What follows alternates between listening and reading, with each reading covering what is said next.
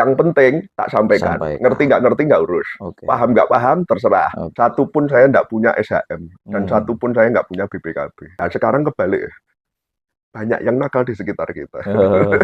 Baik, sahabat Star yang dirahmati Allah, kita ketemu di sesi kedua bersama Pak Agus Setiawan yang kita kenal dengan nama Agus Piranhamas.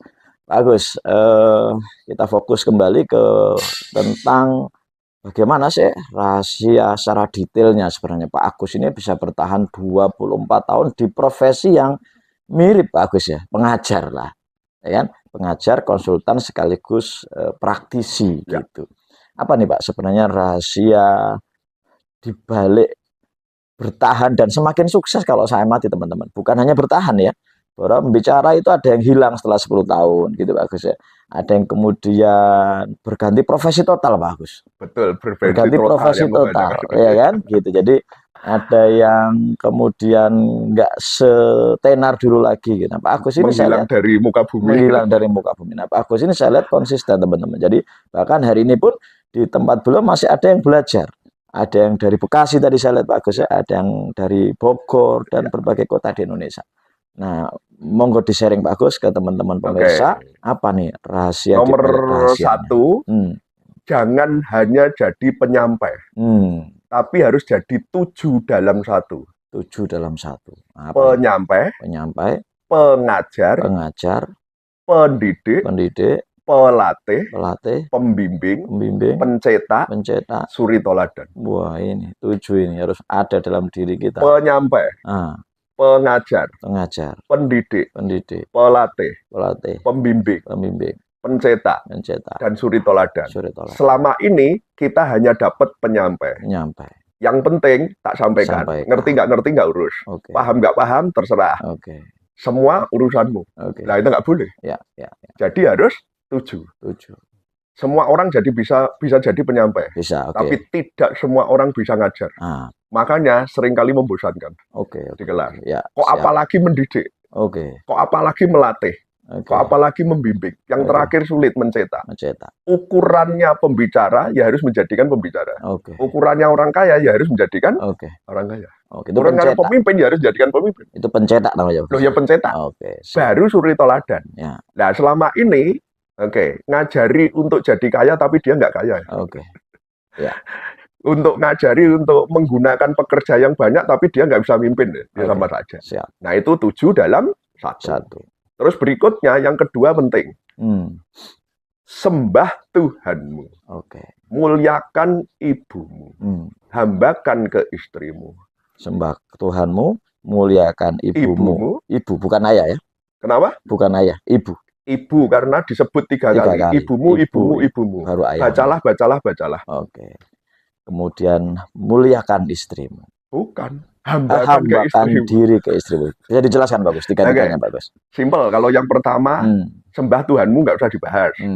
Muliakan ibumu juga nggak usah dibahas. Pokoknya ibu itu wakil Tuhan di dunia. Pokoknya ibu ngomong apa, sudah. Ibu ngomong apa, nggak usah diterangkan. Ibu kandung, mau ibu kandung, mau ibu yang ngasuh, mau ibu yang pokoknya yang sedekat dengan kita. Ibu mertua juga sangat sama. Pokoknya gini. Nah, kita seringkali mentang-mentang pinter disekolahkan dan temen kita banyak. Jadi ibunya juga diterangkan. Diremehkan. Ibunya diterangkan. Terus yang penting, hambakan ke istrimu. Makanya sampai hari ini, satu pun saya nggak punya SHM dan satu pun saya nggak punya BPKB. Semua atas nama istri Pak ya? Saya tuh pun tidak punya atas nama surat berharga juga nggak punya. Siap. Itu bentuk dari menghamba ke istri. Nah salah satu contohnya kasih satu aja. Sebelum tidur saya selalu mijiti sampai tertidur. Wah, subhanallah ya. Gitu ya. Diminta mijiti Pak Agus ya? Loh ya pasti. Akhirnya hanya satu yang penting. Harus mengenalkan istri saat ada acara apapun. Saat kita ngajar harus dikenalkan, ditunjukkan. Saat di sosmed harus ditunjukkan. Sekali waktu secara berkala harus dipublish. Nah begitu. Nggak usah berlebihan, karena umumnya kalau berlebihan itu tandanya kebalik. Itu tandanya kebalik. Kenapa Pak harus dimunculkan di publik? Sederhana. Sekarang itu, zaman dulu, dia itu kita tahu kalau orang nakal, tapi mendekati aja hati-hati kita. Nah, sekarang kebalik. Banyak yang nakal di sekitar kita. Jadi untuk proteksi Pak Agus ya? Nah, itu proteksi. Okay, dengan sendirinya sudah mundur sendiri lah. Sudah mundur. Tindakan preventif. Tindakan preventif. Siap, itu kunci utama. Makanya saya bisa panjang banget. Jadi tahun 2001 saya memulai sampai 2006 saya ngajari OSA 18001, CPOB, JMP, SMK 3 dan sebagainya tentang sistem. Habis itu 2006 sampai 2008 saya ngajari tentang job opportunity. Cari kerja itu gampang.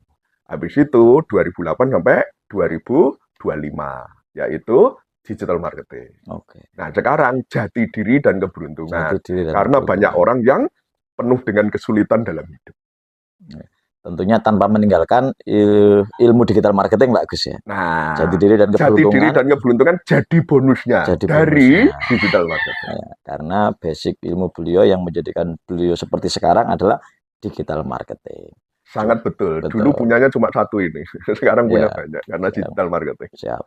Jadi teman-teman seluruh Indonesia bahkan di negara lain yang pengen menjadikan produk Anda dikenal bukan hanya di Indonesia tapi di dunia, nah boleh langsung datang ke kampus Piran Hamas. Nah, ini kita istilahkan kampus Piran Hamas ya, tetap tempat di mana teman-teman belajar digital marketing dari berbagai kota di Indonesia. Baik, terima kasih bagus untuk sesi kedua ini kita akhiri dulu. Salam star, assalamualaikum warahmatullahi wabarakatuh. Waalaikumsalam.